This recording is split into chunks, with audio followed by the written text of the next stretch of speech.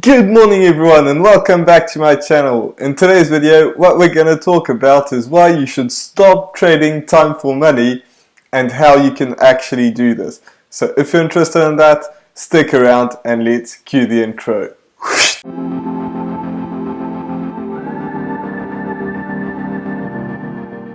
So if you're new to this channel is about how to make money online and how to create a passive income for yourself. So if you're interested in that, make sure that you smash that subscribe button. Also hit that notification bell so that way you get notified every single time I put a video out.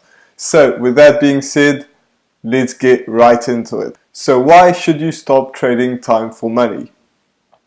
Well, it's very simple. If you trade time for money, there's only a certain amount of money that you can make.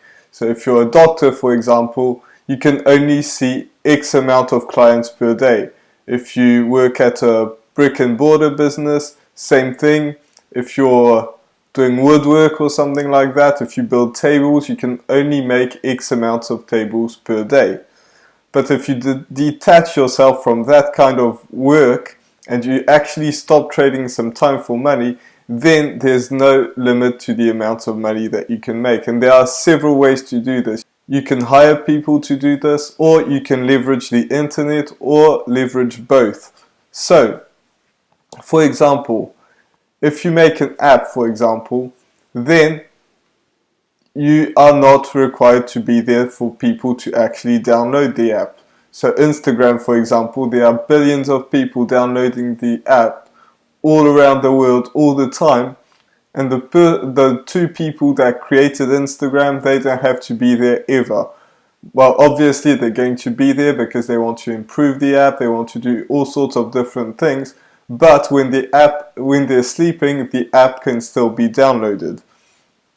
Same thing if you build a YouTube channel and there's a ton of people that watch the channel when I'm asleep, for example. If you do affiliate marketing, same thing, because people can actually buy from you whether you're here or not.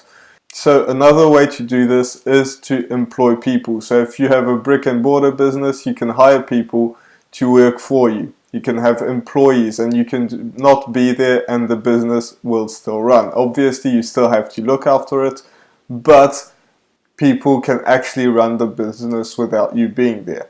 And that's the whole point I want to make, because if you make these kind of things, there's no limit to the amount of money that you can make. You can expand so much, whereas if you have to be there, it's a lot harder to scale because you just have to be there, you're trading your time for money. So if you're selling apples, you just sell X amount of apples, you sell X amount to X amount of people. So it's a lot harder to actually scale your business.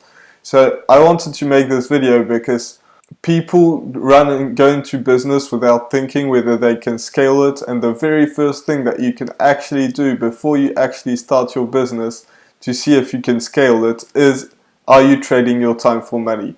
And obviously you can change that later on, just like I was saying, whether you hire some people and all sorts of different things. But if you start right from the beginning and you actually leverage the internet and leverage,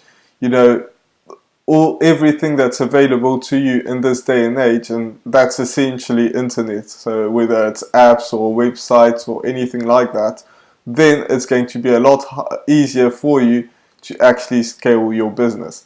So that was my video for today. I really hope that you enjoyed it. If you did, make sure that you smash that subscribe button. Also hit that notification bell.